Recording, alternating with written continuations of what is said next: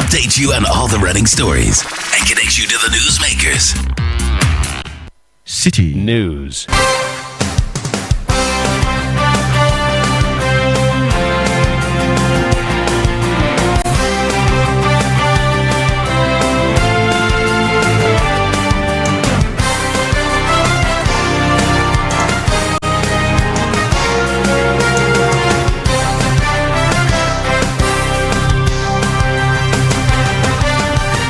Hello, good afternoon and welcome to Citi Prime News. The news is live from our studio at Adabrakai Accra. I am Zoe Abubeiduado. Coming up, chieftaincy dispute forces closure of 20 schools in the Bumpugu Yoyo district due to safety concerns.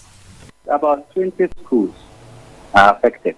Because of the conflict, the teachers and the students and pupils are all afraid to go out there and go to school. Still to come, economic experts to push for reforms to stabilize the economy as National Economic Dialogue concludes today. Some of the recommendations will definitely reflect in the next week 2025 budget. That is one commitment. Also coming up, Swami Interchange construction faces delays due to financial and technical challenges, but government assures of securing funding to complete the project.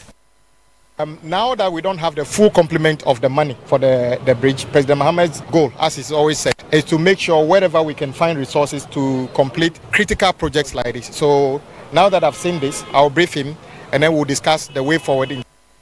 And later, we'll touch base with the Heritage Caravan, which made a stop at the Paga Crocodile Pond this morning.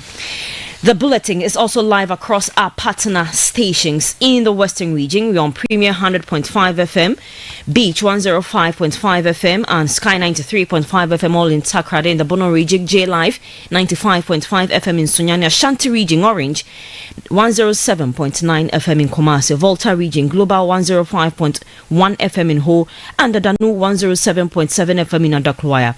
Northern region, Diamond 93.7 FM in Tamale, Upper West, Westlink 88.1 FM in Laura, Upper East, Source 100.1 FM in Boko, and Mike 105.3 FM in Navrungo. In the Northeast region, you can hear us on Scarp 101.3 FM in Nangpandu. Across the globe, you're live on citinewsroom.com. Citi Prime News at 12 midday.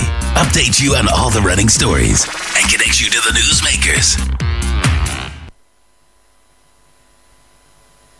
Many thanks for your time this afternoon. Now, 20 schools in Nanik and Ngame communities in the Bumpugu Yoyo district of the Northeast region have been closed indefinitely due to insecurity in the area. A chieftaincy dispute between the communities has resulted in several deaths, injuries, and the destruction of properties. The killing of a non-native teacher in the area has led others to abandon their posts. Confirming the development to Citi News, the Northeast Regional Public Relations Officer for the Ghana Education Service, Daniel Bajab, said the situation remains unsafe for both teachers and students. The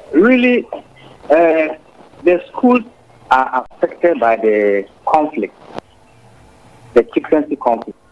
Because of the conflict, the teachers and the students and pupils are all afraid to go out there and go to school. Mm-hmm. So attendance is affected drastically. About 20 schools are affected. There have been stakeholder engagement to see how best the situation can be averted. And so the director and staff of the Ghana Education Service over there with some major stakeholders held a meeting to see how they can help bring back students and teachers to school. Daniel Bajab is the is the Northeast Regional Public Relations Officer for the Ghana Education Service. Now, the Executive Director of the Institute for Education Studies, Dr. Peter Antipati, has proposed measures to address rising indiscipline in senior high schools. In just 2 months, 6 violent clashes have been recorded in senior high schools across the country, raising concerns about security on school campuses. Speaking to Citi News, Dr. Anti suggested that students involved in violent incidents should be handed over to the police as part of efforts to curb the trend. I think that we have to re-strategize to address the problems that we are facing in our secondary schools. Especially, we should treat criminal issues as criminal, and then we treat normal discipline issues under the auspices of the school system. So if you see students going on rampage, going proper, that is a criminal case that we left in the hands of the police. But the students are demonstrating and they are saying that they won't go for dining or they won't go for assembly. That is a disciplinary issue within the confines of the school where the headmaster is adequately trained to deal with. So we should start thinking about ways of naming and shaming schools which are always constantly involved in these kinds of indiscipline. But people are also proposing a testimonial system. It should be admitted and used by tertiary institutions. So if you have disciplinary issues on your testimonial, as you are applying for tertiary education, you are supposed to attach the testimonial, which means that you might not be able to admit it. You might not be able to enter a tertiary institution. That can also serve as a general to some of these students. That was the Executive Director of the Institute for Education Studies Ghana, Dr. Stephen Antipati. Now, the local chairman of the Tertiary Education Workers Union of Ghana, TEWU Ghana, Charles Arthur, has indicated that a meeting with the Ministry of Education is scheduled for later today to address their concerns. In August 2024, TEWU Ghana, the Ghana Tertiary Education Commission, the Fair Wages and Salaries Commission, the Ministry of Finance and other stakeholders agreed on the payment of a vehicle maintenance allowance to junior staff at the tertiary level. However, GTEC later directed heads of tertiary institutions to withdraw the allowance, prompting the union to demand a reversal of the directive, threatening to lay down their tools if it stands. Speaking to Citi News, Charles Arthur expressed hope that their concerns will be addressed. For Education conference about to meet the Minister of Education. So it's likely the matter will come up for discussion here. So it's part of the discussion going to be had here. We understand KNOC Finance Officer will be in attendance. Then the GTEC will also be in attendance. That was the local chairman of the Tertiary Education Workers Union of Ghana, Charles Arthur. Now, a member of the Planning Committee for the National Economic Dialogue, Professor John Gachi, says recommendations from the forum will play a crucial role in shaping Ghana's long-term economic strategy. The two-day dialogue, which ends today, has focused on sustainable macroeconomic stability, economic transformation, and infrastructure development. Other key areas of discussion include structural reforms, private sector-led growth, governance improvements, and anti-corruption efforts. According to Professor Gachi, these proposals will be integrated into the framework of the National Development Planning Commission. It is very clear that the prospects outweigh the fears of people. But we also need to appreciate that the low-hanging aspect is that some of the recommendations will definitely reflecting in the next week 2025 budget. That is one commitment. Then the second one is that under the leadership of National Development Planning Commission, the medium to long-term aspect of the deliberations will be influenced by their activities. So there is clear commitment to ensure that we live up to expectation. And then we are also proposing, if it is possible, to institutionalize this so that maybe every 2 years or every 3 years we come together as a people to look at how best we can improve the economy of Ghana. Professor John Gachi further stated that the absence of the opposition New Patriotic Party does not invalidate the consensus being built towards the country's development. We are building consensus, but you cannot force anybody to be part of the consensus. What we want to achieve is inclusive engagement, and we have invited all political parties, we have invited parliamentarians, we have invited chiefs, we have invited experts, we have invited academia, we have invited people in our trade space, the productive sector, the private sector. We have invited all these people. And I believe that we have achieved sufficient inclusive engagement. So that is what we are using to assess the work that we are doing here. If one political party said they will not come, they are assessing the reason why they will not come against the prospect of they participating, and perhaps they realize that if they don't participate, it doesn't make any sense, or it doesn't make any difference. So I can't speak for them. That was a member of the Planning Committee for the National Economic Dialogue, Professor John Gachi. Deputy Finance Minister Designate Thomas Nyakwampem has assured that the government has no intention of introducing new taxes in the upcoming budget. This follows concerns raised by the minority that the government plans to introduce new taxes to raise about 200 billion cedis this year. Reacting to these concerns, Thomas Nyakwampem stated that while the government aims to increase tax revenue, no new taxes will be included in the budget to be presented to Parliament on March 11. The finance minister has said this many times that we do not need to introduce new taxes to rake in more revenue. We are going to broaden the tax nest. We are actually going to enhance compliance. And you hear a lot of this in the budget when it is presented. And you see, in fact, he hinted that as a country, we are not taking advantage of the economic rent that we are supposed to generate revenue from through the exploiting industry. And so that is one area that we are going to look at, and I believe that we'll be able to rake in more revenue. To be honest with you, because we have been denied access to the international bond market, we have to do twin things: enhance revenue and also manage expenditure. Deputy Finance Minister Designate Thomas Nyakwampem. The minority in Parliament is demanding an apology from the Finance Minister for what they describe as failure to fulfill the government's promise to uncap funding for the National Health Insurance Scheme, the NHIS. The minority states that the National Democratic Congress, the NDC, pledged during its campaign in 2024 to remove the cap on NHIS funding, arguing that the restrictions imposed under the previous administration negatively affected the National Health Insurance Authority. However, the minority contends that the finance minister's statement at the National Economic Dialogue, citing financial shortfalls and resource mismanagement within the NHIA, is an attempt to justify a failure to deliver on this commitment. Here is the Member of Parliament for Ifiduase Asokore, Dr. Iwefrie, addressing journalists. The whole world was made to understand that that concept or practice by the MPP government was inimical.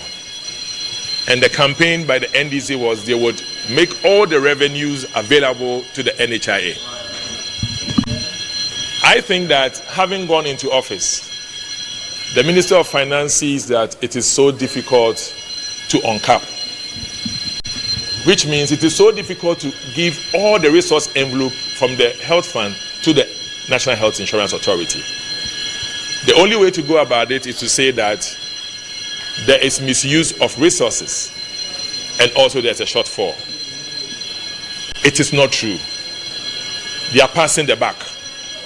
And I want the finance minister to accept and to admit, to apologize to the people of this country that the promise that they made to uncap, they cannot uncap it. And in this budget, we are expecting nothing less than a full allocation of what was received in the health fund to the NHIA. Now, if he says misuse, I disagree with that. Dr. Iwefrie is the Member of Parliament for Ifiduase Asokore. The Senior Staff Association of the Northern Electricity Distribution Company, NEDCO, has submitted a petition to the Minister for Energy and Green Transitions regarding the appointment of the Upper East Regional Communications Officer of the NDC, Jonathan Abdallah Salifu, as Corporate Communications Manager of NEDCO.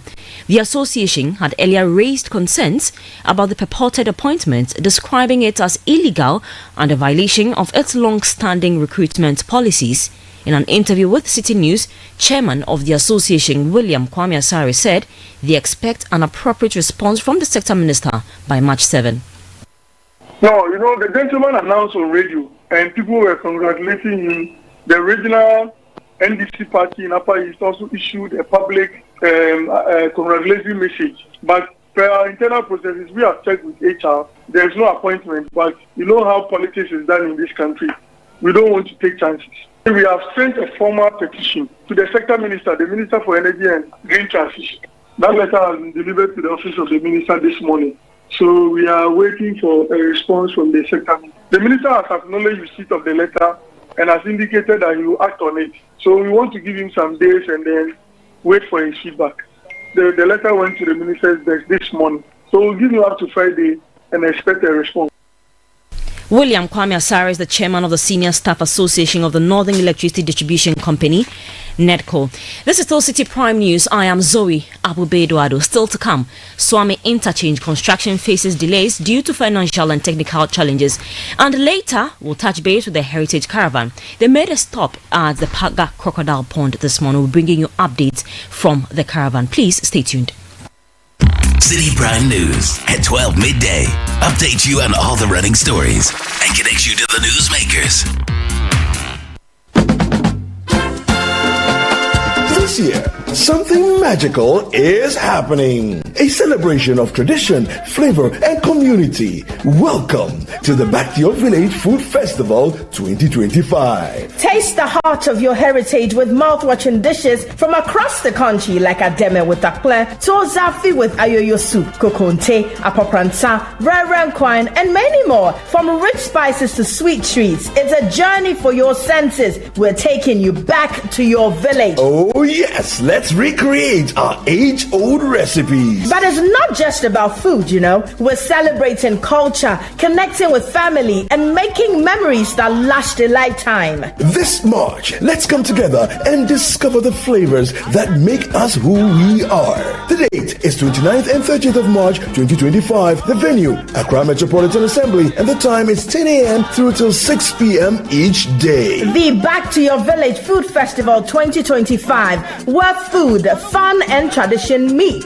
See you there. Interested vendors should call 0558 973 973 or 0205 973 973 to register. The Back to Your Village Food Festival 2025 is powered by Channel 1 TV with support from 97.3 Citi FM and is proudly sponsored by Gino.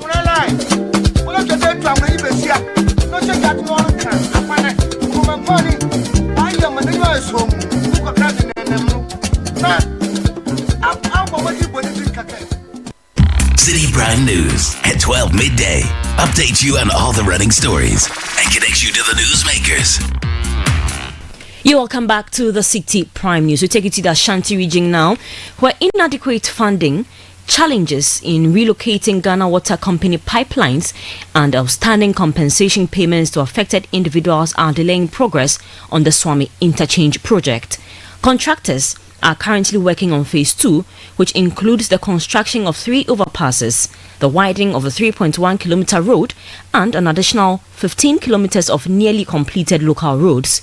Phase 1, which involves the main 4-tier Swami Interchange and other facilities, is 13% complete. However, work is being slowed by difficulties in relocating Ghana Water Company pipelines.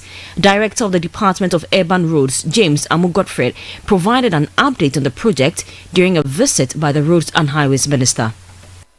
There are about 84 piles to be done. I think about 74 also have been done. So what is outstanding is 10. The challenge that they are facing is the Ghana water pipes within the runabout. They've been able to do a lot of piling there, but there are still some outstanding. And they are in discussion with Ghana Water to see how best that can be done. It is our hope that we can complete that and open it to traffic as soon as possible, after which we'll do Viaduct 2. So Viaduct 1 and 2, the piling is being done at the same time to make sure that we don't disrupt the lives of the people unduly. So that is where we are now, and hopefully with your support, we should be able to get Ghana Water and the compensation issues fully resolved so that the contractor can continue. Director of the Department of Urban Roads, James Amu-Godfred. Roads and Highways Minister Kwame Gavin-Sagboja has assured the public that the government is taking steps to address financial and logistical challenges to ensure the timely completion of the interchange and other critical projects.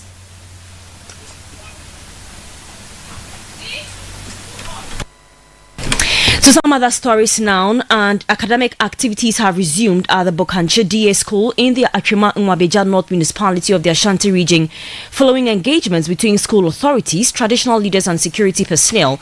The school, which includes a kindergarten, primary and junior high school, was temporarily closed down after land guards fired gunshots near the premises.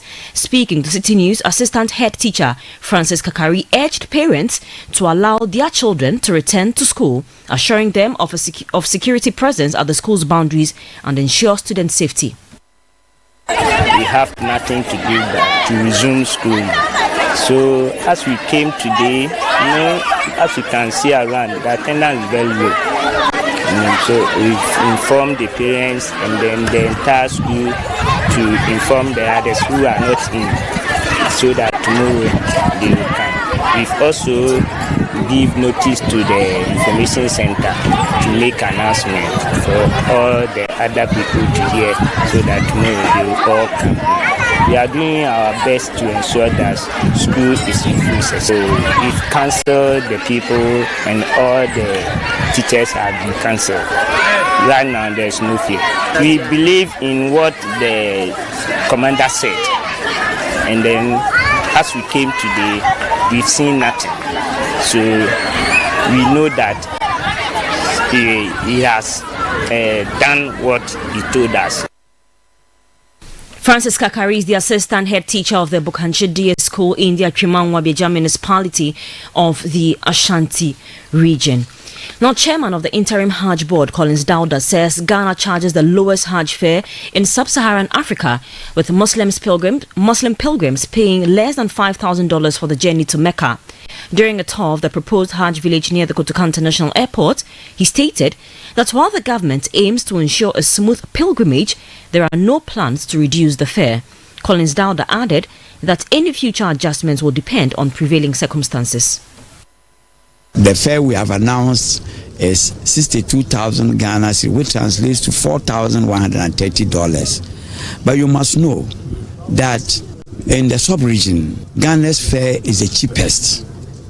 Nigeria is over 5,000, Burkina Faso over 5,000, La Côte d'Ivoire over 5,000, Senegal over 5,000. All our neighboring countries charge over $5,000, but we are doing 4,100. And we don't have any plans further reducing. But if some circumstances abound for us to look at it, we can look at it. But for now, the fare is 62,000 Ghana cedis. And we, because we work with timelines set by the Hajj Ministry in Saudi Arabia, we are compelled to set 13th of March as the deadline for payments. That was the chairman of the interim Hajj board, Collins Dauda. Now, the High Court in Accra has set March 27 to rule on whether the Asin North Member of Parliament, James Jachekwesin, should open his defence in his ongoing criminal trial. The Asin North Member of Parliament is facing charges of perjury, deceit of a public officer, falsifying a passport and travel certificate, and knowingly making a false declaration. The state and defence were expected to file their submissions by March 3 to facilitate the court's ruling. However, when the case was called on Monday, the prosecution had not filed its submissions, leading to an adjournment. Justice Mary Ekwe Yanzu subsequently rescheduled this ruling on the submission of no case to March 27. Now, the 2025 Heritage Caravan has arrived at the Paga Crocodile Pond in the Upper East region on day 3 of the 14 region tour. My colleague Umaru Sanda Amadou joins us again for more on what's been happening on the caravan. Good afternoon, Umaru Sanda Amadou. How is the caravan going? Have expectations been met? We know that usually when people go to the Paga Crocodile Pond, they come disappointed, but have expectations been met today?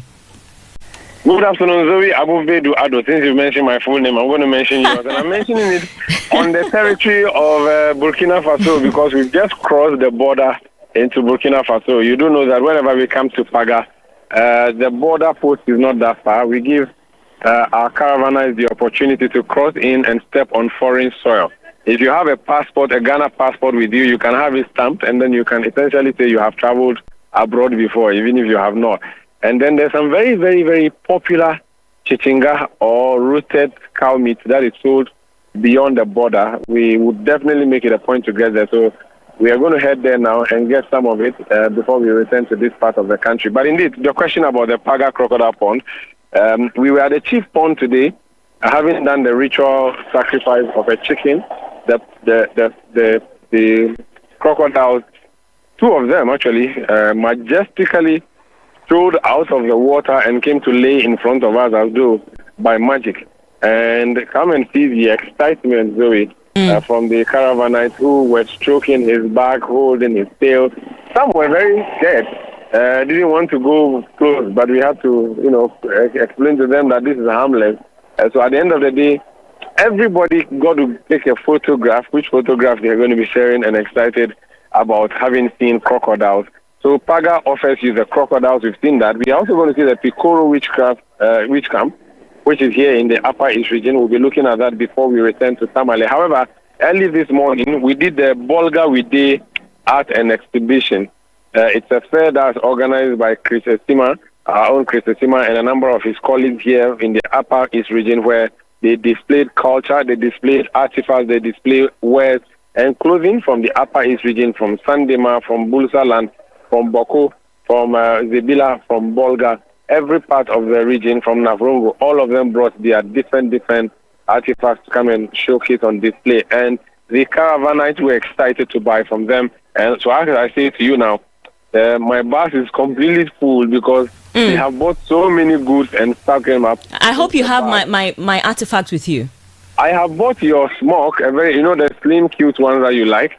And I've also got you some beautiful beads from Navrongo. So when I get home, I'm going to deliver that to you. Even though you didn't get to come, you are going to enjoy Heritage Caravan from here.